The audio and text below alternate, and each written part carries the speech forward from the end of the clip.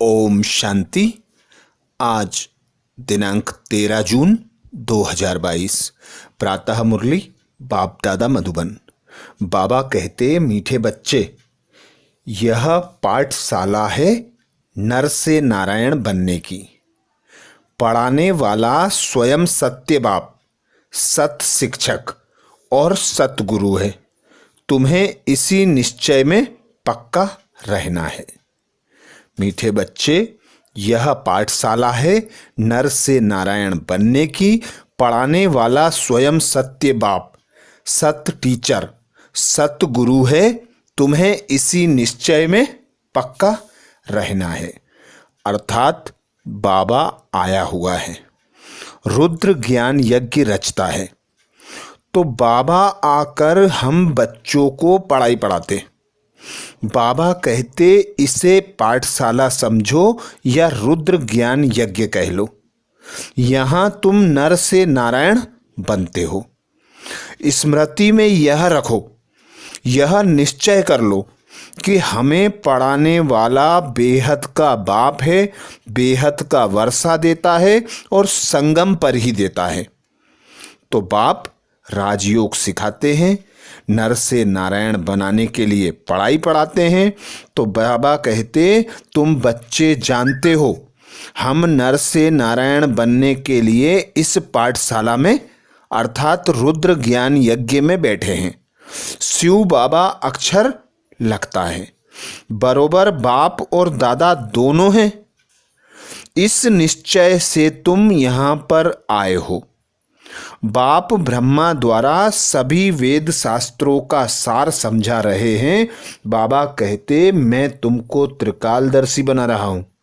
तो इस निश्चय में रहो कि बाप टीचर सदगुरु आकर तुम बच्चों को पढ़ाता है, नर से नारायण बनाता है। यह निश्चय रखो। प्रश्न किया बाबा ने, तुम बच्चों को किस बात का जरा भी फिक्र नहीं होना चाहिए और क्यों? तुम बच्चों को किस बात का जरा भी फिक्र नहीं होना चाहिए, क्यों? उत्तर में बाबा कहते, अगर कोई चलते चलते हार्ट फेल हो जाता है, शरीर छोड़ देता, तो तुम्हें फिक्र नहीं होना चाहिए, क्योंकि तुम जानते हो हर एक को अपनी एक्ट करना है।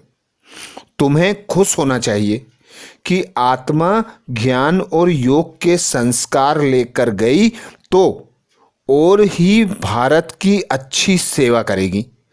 फिकर की बात नहीं, यह तो ड्रामा की भाभी है। बाबा हम बच्चों को ड्रामा के गुह्य राज बताते।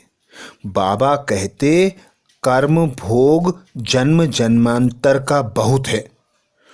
तो बाबा कहते, कोई तो बीमार पड़ते हैं, हार्ट फेल हो जाते हैं, तो यह नहीं समझना चाहिए कि कुछ अकल्याण हो रहा है।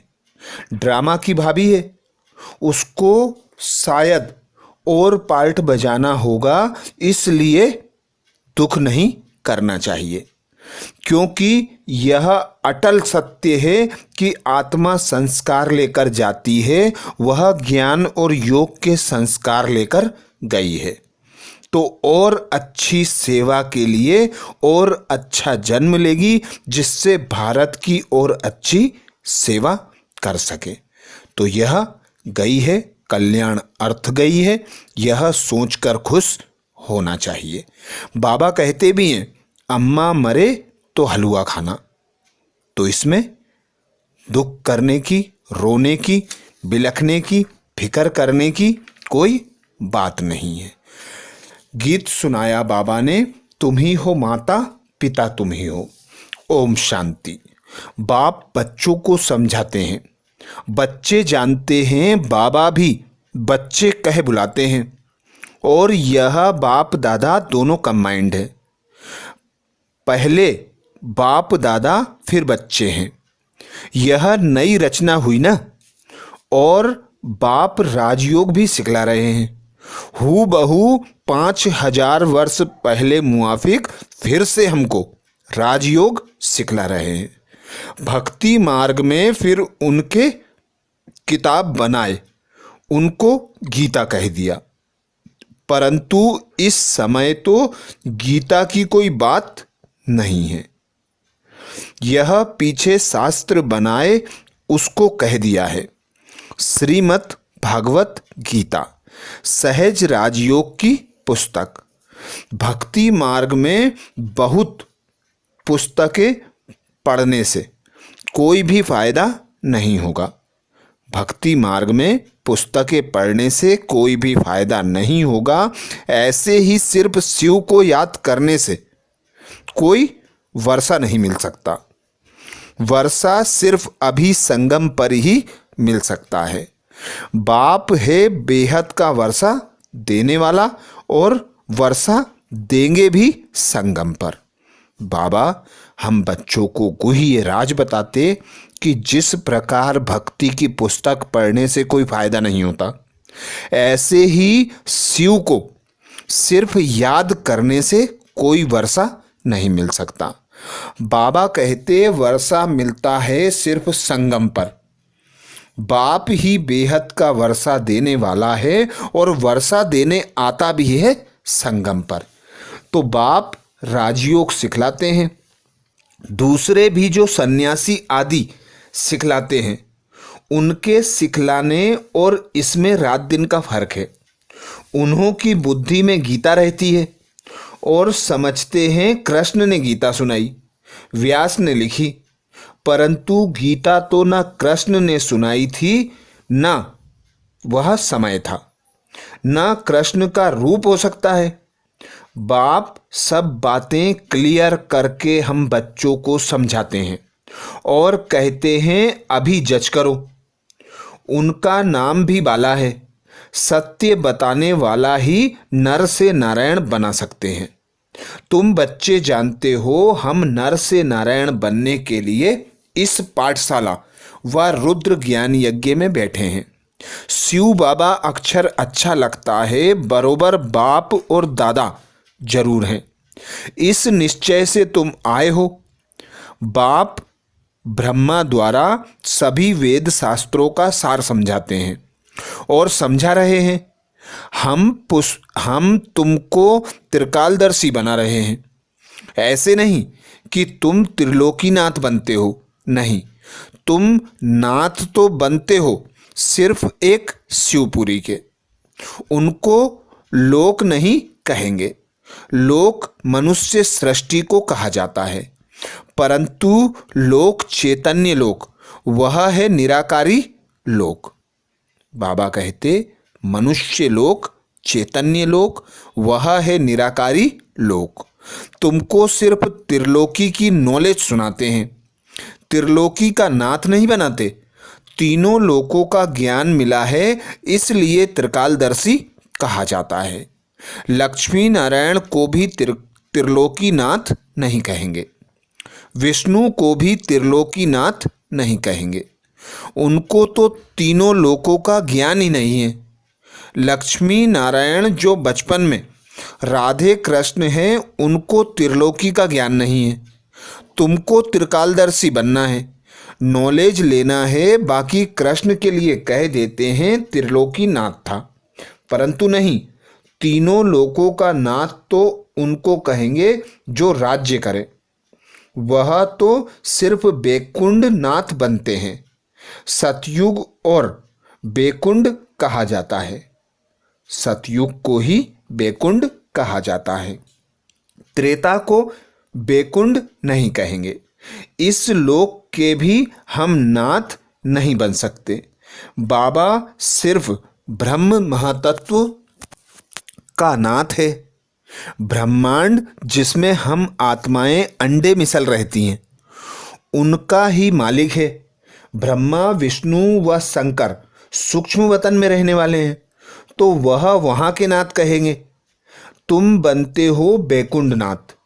वह सूक्ष्म वतन की बात, वह मूल वतन की बात। सिर्फ तुम ही त्रिकालदर्शी बन सकते हो। तुम्हारा तीसरा नेत्र खुला है।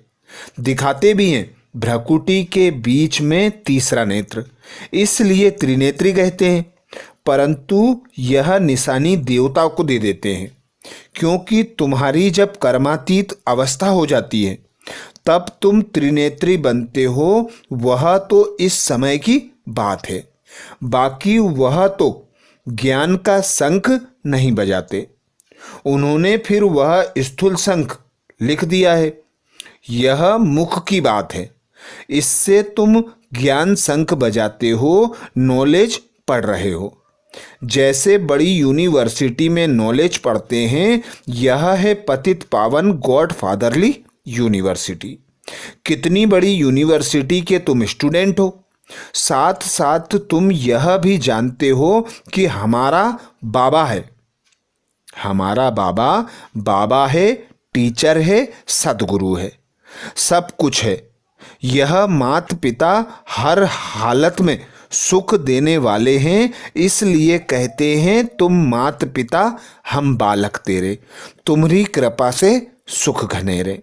यह है सैक्रिन, बहुत मीठा है।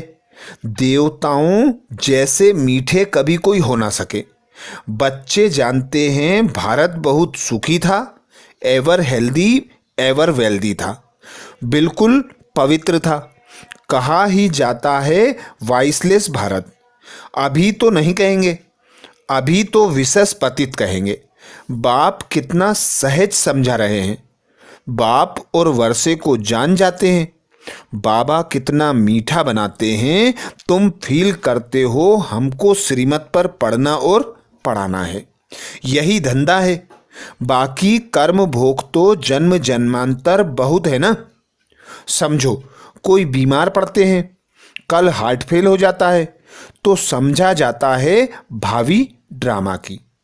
उनको शायद और पार्ट बजाना होगा, इसलिए दुख की बात नहीं रहती। ड्रामा अटल है, उनको संस्कार ही ऐसे।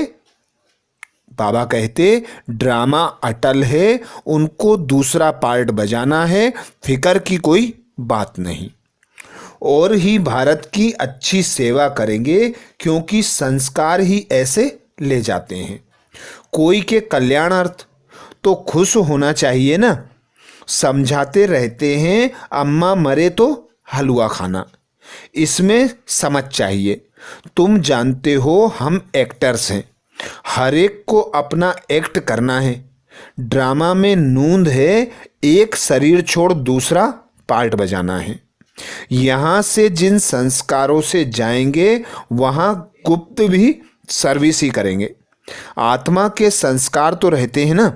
जो सर्विसेबल बच्चे हैं, मुख्य मान उनका है।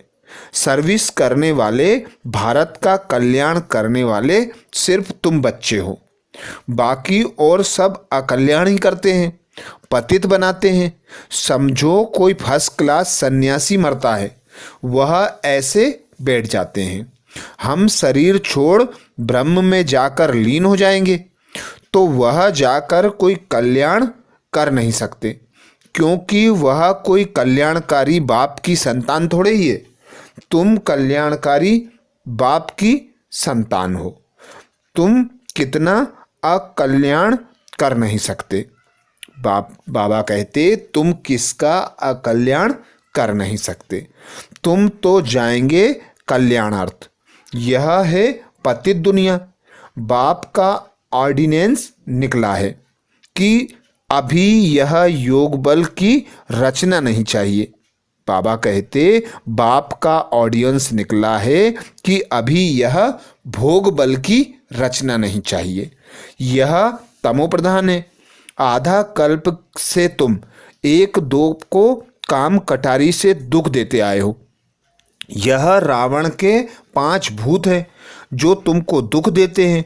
यह तुम्हारे बड़े दुश्मन हैं। बाकी कोई सोनी लंका आदि थी नहीं।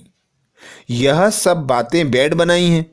बाप कहते यह तो बेहद की बात है। सारी मनुष्य सृष्टि इस समय रावण की जंजीरों में बंधी है। मैगजीन में भी चित्र अच्छा निकला है। सब रावण के पिंजड़े में पड़े हैं। सब शोक वाटिका में हैं। अशोक वाटिका नहीं है, अशोका होटल नहीं है। यह तो सब शोक की होटलें हैं। बहुत गंदा गंध करते हैं। तुम बच्चे जानते हो स्वच्छ कौन है, गंदे कौन है। अभी तुम फूल बन रहे हो। तुम बच्चे समझते हो आत्मा के रिकॉर्ड में कितना बड़ा पार्ट नोंधा हुआ है। यह बड़ी वंडरफुल बातें हैं। इस छोटी आत्मा में अविनाशी पार्ट 84 जन्मों का भरा हुआ है। कहते भी हैं हम पतित तमोप्रधान हैं। अभी है इंड। खूने नाहक खेल है ना। एक बॉम्ब से कितने मर पड़ते हैं। तुम जानते हो अभी पुरानी दुनिया रहनी नहीं है। यह पुराना शरीर पुरानी दुनिया है। हमको नई दुनिया में नया शरीर मिलना है, इसलिए पुरुषार्थ कर रहे हैं। बाबा कहते श्रीमत पर। जरूर यह सब बच्चे उनके मददगार हैं। श्री श्री की श्रीमत पर हम श्री लक्ष्मी श्री नारायण बनते हैं। वाइस प्रेसिडेंट को प्रेसिडेंट थोड़े ही कहेंगे। यह तो हो ही नहीं सकता। पत्थर भित्तर में भगवान अवतार कैसे लेंगे। उनके लिए गाते हैं यदा यदा ही धर्मस्य ग्लानि भवति भारत। जब जब जब बिल्कुल पतित बन जाते हैं, कलयुग का अंत समीप आ जाता है, तब मुझे आना पड़ता है। अब तुम बच्चे मुझ बाप को याद करो। बाप पूछते हैं बाबा की याद रहती है। बाबा पूछते हैं बाबा की याद रहती है। कहते हैं बाबा घड़ी घड़ी भूल जाते हैं। बाबा पूछते क्यों। लौकिक बाप को तो कभी भूलते नहीं। यह बात बिल्कुल नहीं है। बाप निराकार एक बिंदी है। यह प्रैक्टिस नहीं है। कहते हैं ना, हमने ना तो कभी ऐसा सुना ना उनको ऐसे याद किया। देवताओं को भी यह ज्ञान नहीं रहता। यह ज्ञान प्रायः लोप हो जाता है। उनको स्वदर्शन चक्रधारी भी नहीं कहेंगे। भल कहते हैं विष्णु के 2 रूप लक्ष्मी नारायण बनते हैं। प्रवृत्ति मार्ग के लिए 2 रूप दिखाते हैं। ब्रह्मा सरस्वती, शंकर पार्वती, लक्ष्मी नारायण। ऊंचे ते ऊंचा है एक, फिर है सेकंड, थर्ड। अब बाप कहते हैं बच्चे देह सहित देह के सभी धर्म छोड़ो। अपने को आत्मा समझो। मैं आत्मा बाप का बच्चा हूँ। मैं सन्यासी नहीं हूँ। बाप को याद करो। इस देह के धर्म को भूल जाओ। बड़ा सहज है। अभी बाप के साथ बैठे हो। बाबा ब्रह्मा द्वारा बैठ बतलाते हैं। बाप दादा दोनों कंबाइंड हैं। जैसे 2 बच्चे इकट्ठे पैदा होते हैं ना, यह भी 2 का पार्ट इकट्ठा चल रहा है। बच्चों को समझाया है अंतमति सोगति। जब शरीर छोड़ते हैं उस समय बुद्धि कहाँ चली गई, तो वहाँ जाकर जन्म लेना पड़ेगा। अंतकाल पति का मुंह देखती हैं तो बुद्धि वहाँ चली जाती है। अंतकाल जो जैसी स्मृति में रहता है उसी समय का बड़ा असर रहता है। अगर उस समय की स्मृति रहे कि कृष्ण जैसा बच्चा बनूं तो बात मत पूछो। बहुत सुंदर बच्चा बन जन्म लेते हैं। अब तो अंतमति एक ही लगन रखनी है। अब तो अंतमति एक ही लगन रखनी है ना। इस समय तुम क्या कर रहे हो जानते हो। हम शिव बाबा को याद करते हैं। सबको साक्षात्कार होता ही है। मुकुटधारी तो कृष्ण भी है, राधे भी है, प्रिंस प्रिंसेस तो होंगे, परंतु कब। सतयुग में व त्रेता में। वह फिर पुरुषार्थ पर है। जितना पुरुषार्थ करेंगे उतना उच्च पद पाएंगे। तुम कहते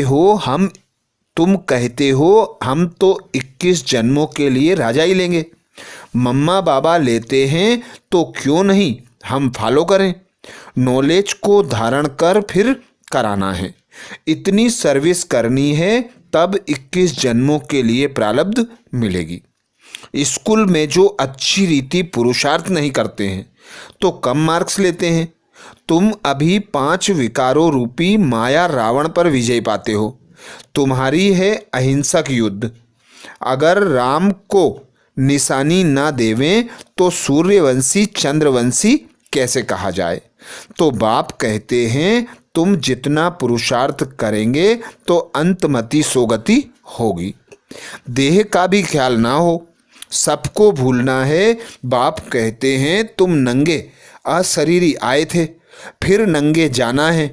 तुम इतनी छोटी बिंदी इन कानों से सुनती हो, मुख द्वारा बोलती हो। हम आत्मा एक शरीर छोड़ फिर दूसरे में जाते हैं। अभी हम आत्माएं घर जा रही हैं। बाबा बड़ा श्रृंगार कराते हैं जिससे मनुष्य से देवता बन जाते हैं। तुम जानते हो शिव बाबा को याद करने से हम ऐसे बनते हैं।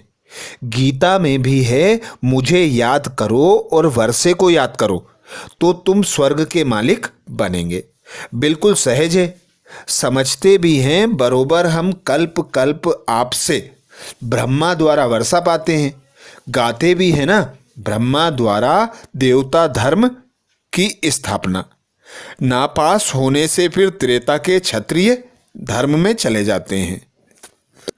ब्रह्मा द्वारा ब्राह्मण, देवता, क्षत्रिय तीनों धर्मों की स्थापना होती है।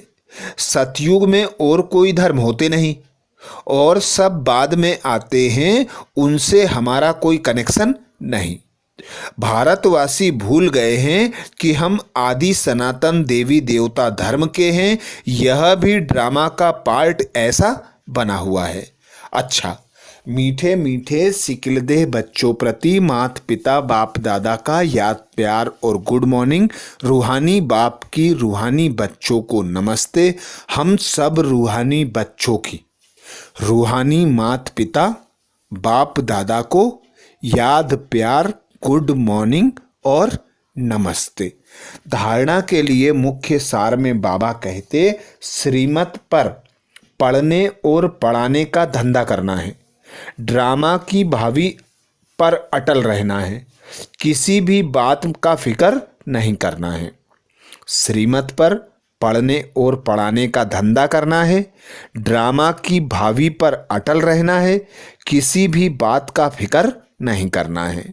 दूसरा पॉइंट बाबा कहते अंत काल में एक बाप के सिवाय और कोई भी याद ना आए, इसलिए इस देह को भी भूलने का अभ्यास करना है, अशरीरी बनना है। अंतकाल एक बाप के सिवा कोई और याद ना आए, इसलिए इस देह को भी भूलने का अभ्यास करना है, अशरीरी बनना है। वरदान दिया बाबा ने। वरदान में बाबा कहते मन बुद्धि से किसी भी बुराई को टच ना करने वाले संपूर्ण वैष्णव सफल तपस्वी भव। मन बुद्धि से किसी भी बुराई को टच ना करने वाले संपूर्ण वैष्णव व सफल तपस्वी भव। डिटेल में बाबा कहते पवित्रता की पर्सनैलिटी व रॉयल्टी वाले मन बुद्धि से किसी भी बुराई को टच नहीं कर सकते। जैसे ब्राह्मण जीवन में शारीरिक आकर्षण व शारीरिक टचिंग अपवित्रता है, ऐसे मन बुद्धि में किसी विकार के संकल्प मात्र की आकर्षण व टचिंग अपवित्रता है। तो किसी भी बुराई को संकल्प में भी टच ना करना, यही संपूर्ण वैष्णव व सफल तपस्वी की निशानी है।